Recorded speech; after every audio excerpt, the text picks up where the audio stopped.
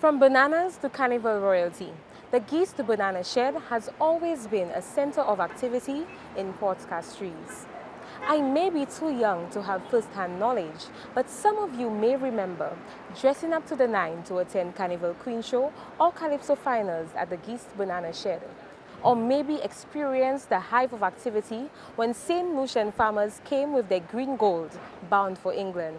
Hi, I'm Gina McPhee, and this is PortCalls.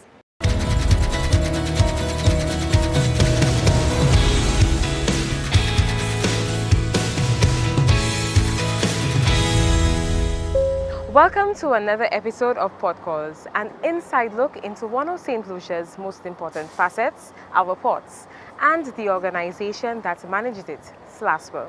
Today, the Geese to Banana Shed goes by another name, the Ferry Terminal, and is equally busy as in the glory days of bananas and has always been a hub of activity in Port Castries. If it wasn't bananas, it was the exuberance and piquant of Caiso, magnificent kings and queens of the bands, or the grace and poise of the carnival queens. On today's episode, we're looking at the story of the Ferry Terminal at the former Geese to Banana Shed. According to Hampson Ellis Sandivo, in A History of St. Lucia, between 1954 and 1957, banana production island-wide boomed, while sugar production stagnated.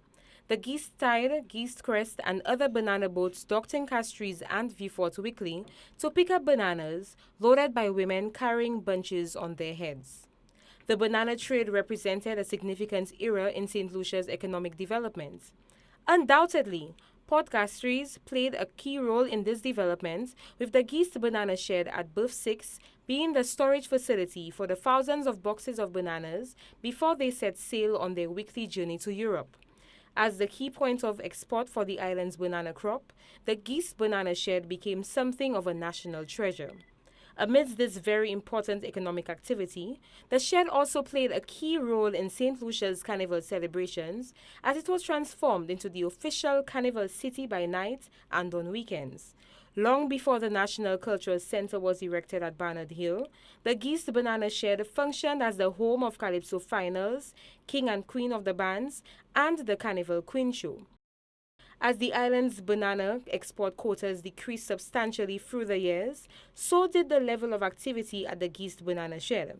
By the late 1990s, Port Vieux-Fort became the main export point for bananas, while the one-time very busy Geese Banana Shed became highly underutilized. In contrast, the ferry trade between St. Lucia and Martinique was booming, which occasioned the need for a facility to accommodate the hundreds of passengers embarking and disembarking on a weekly basis.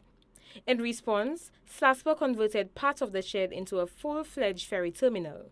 The transition would require meticulous planning, as the facility would have to be converted from handling bananas to passengers.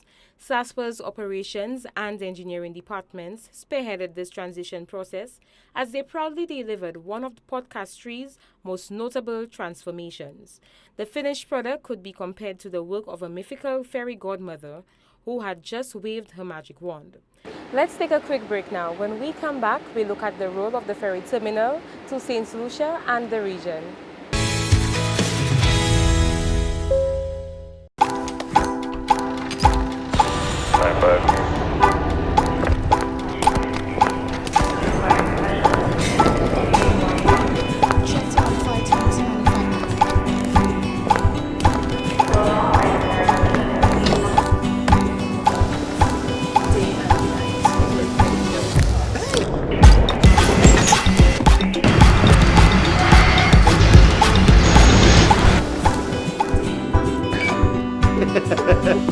There for the first one there, Mark.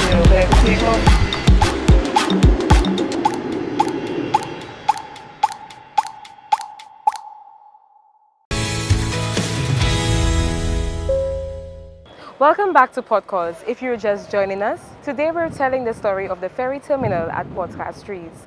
As we heard earlier, the ferry terminal was initially a major exit point for the tons of bananas leaving the country. As the economic contribution of the banana industry waned, passenger traffic from St. Lucia to Martinique flourished with the advent of a ferry service between the islands. This presented a need for a facility to accommodate the new wave of travelers. This facility has proven to be a boon for regional travel and the St. Lucian economy. Let's speak with Lennon Prosper as he talks about the ease of travel and the increase in passenger traffic.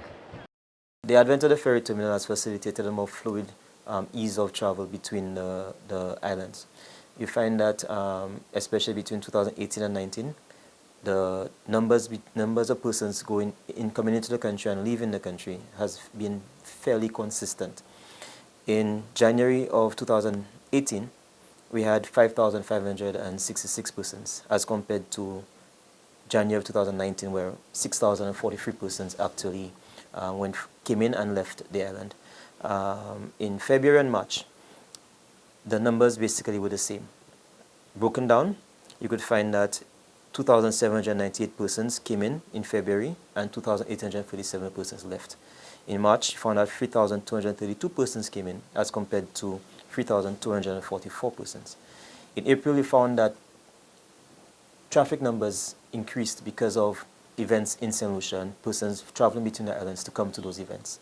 In May, however, there was a large notable increase in passenger traffic, as well as the number of vessels coming into the country, simply because of the addition of the new line, Val Ferry.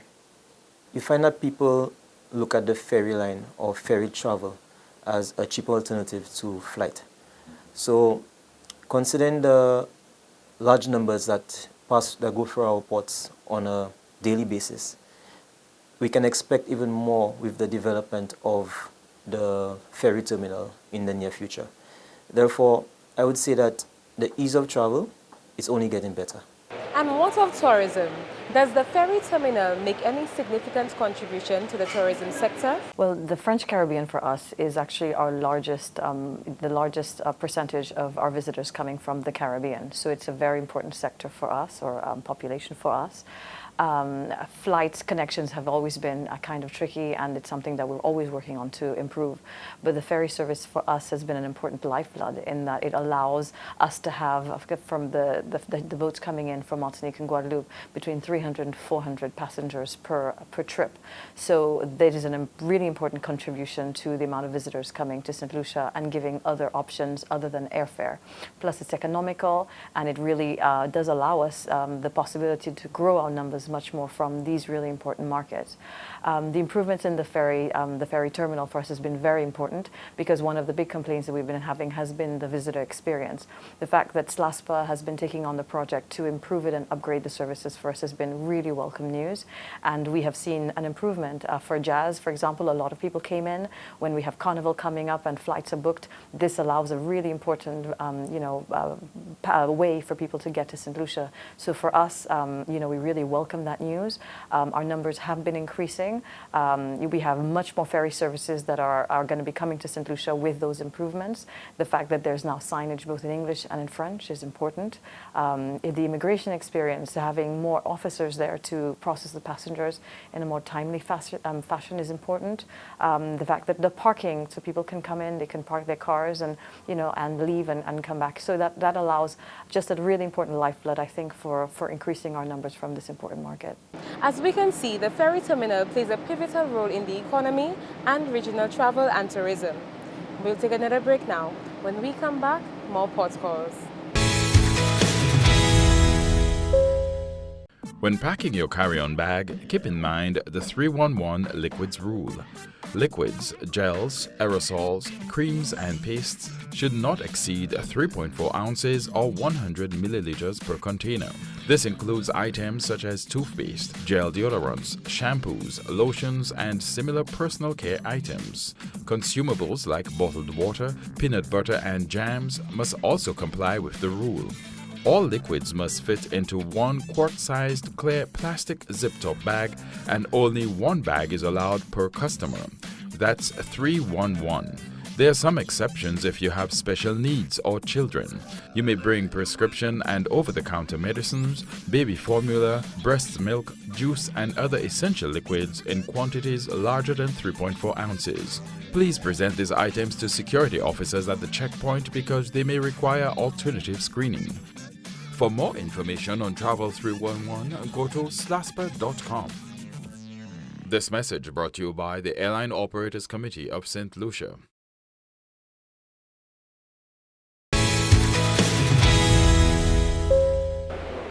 Welcome back to Port Call. We're looking at the ferry terminal in Port Castries. So far, we've looked at the contribution of the ferry terminal to the regional travel and the local economy.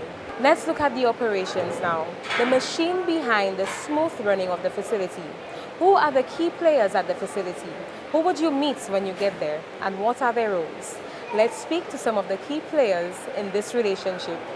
The ferry terminal is a facility where the ferries from the two ferry companies come and drop off and pick up passengers. The main players are the agents, customs, and immigration, along with SLASPA. The process is quite simple. After the vessel berths, the agent rep would go and collect the documents that is required for customs and for port health. And after that is done, these two entities do whatever they have to do and then give the okay. After the okay has been given, the passengers start to disembark and the luggage is taken off. Okay, the passengers would get off the vessel, head straight to immigration, which is not very far, and from there onto customs, where you will find a line of custom officers waiting to process the passengers. Okay, it's a very smooth and quick process because we have put things in place to make sure that the process is very quick and that the passengers don't have to wait too long to get to their destinations. The customs rule starts from the vessel itself. The time it enters our territorial waters, that it's under our surveillance. The ferry has to bring the documents to report to customs, the last port, the crew, the passengers. You very appreciate for border security, right, reasons. Then the passengers will disembark the vessel, go for immigration, and arrive at customs. Customs' main role here is border security.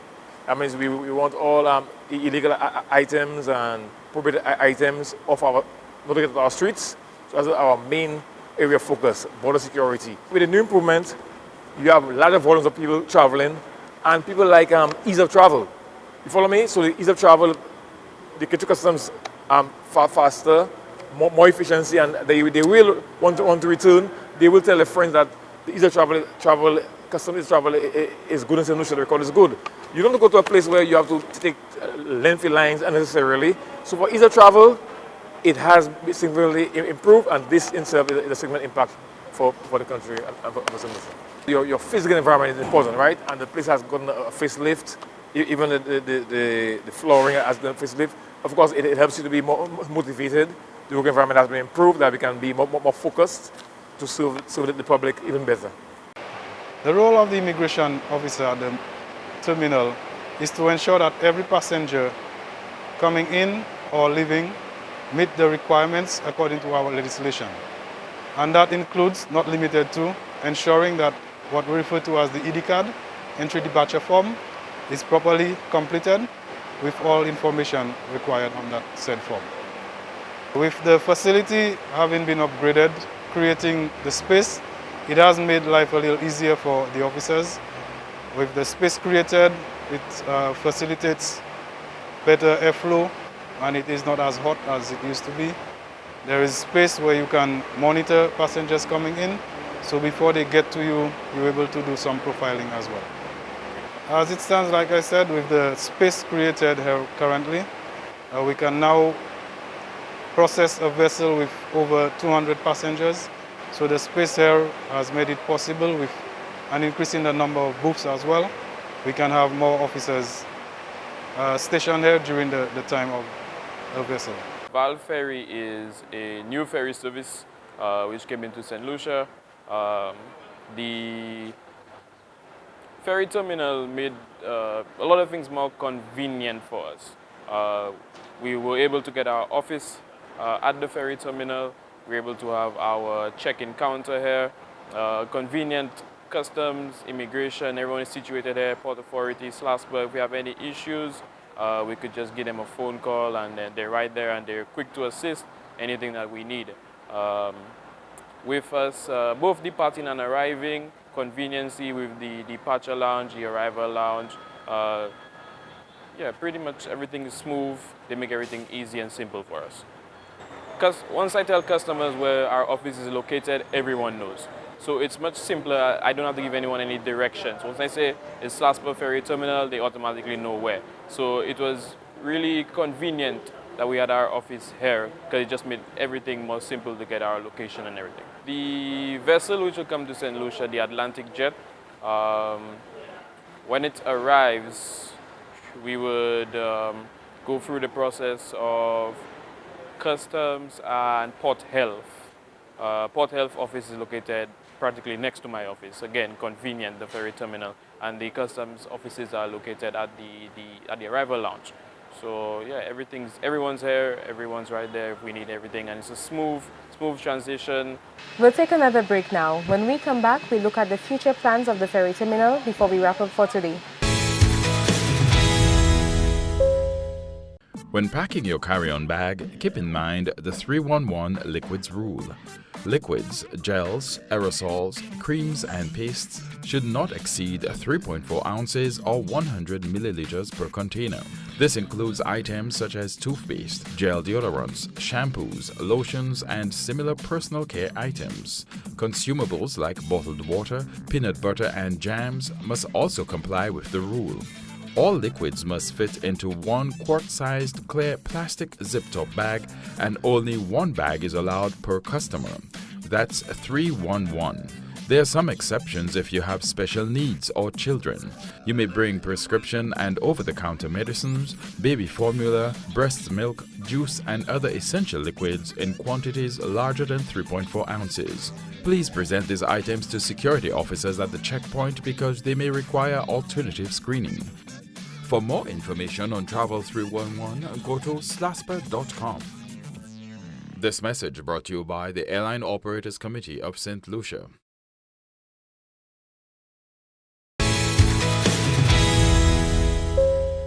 Welcome back to PortCalls. As we have seen, the ferry terminal at Port Castries has served us well. It has grown tremendously over the years with the increased passenger traffic. The processes at the ferry terminal depict the significance of the relationship between the agents of the vessels, the maritime, marine, and shipping departments. To ensure smooth operations of the facility is supervised by an operations supervisor, whilst the customs and excise as well as immigrations department make certain the process of passenger information and personal effects. Transportation throughout the ferry destinations are managed by external agencies who also coordinate the processing of passenger information for dissemination throughout respective departments of the authority. During February 2018, a process improvement research of the ferry terminal was conducted with a goal to improve customer service and processes. Most recently, the facility underwent renovation works. The ferry terminal has facilitated traffic from key destinations, including St. Lucia, Martinique, Guadeloupe, France, and Dominica, enabling easy travel and movement of goods to and from these islands, business, entertainment, and leisure. It has truly epitomized the aspiration of SLASPA to connect people, partners, and the world. See you next time on PortCalls.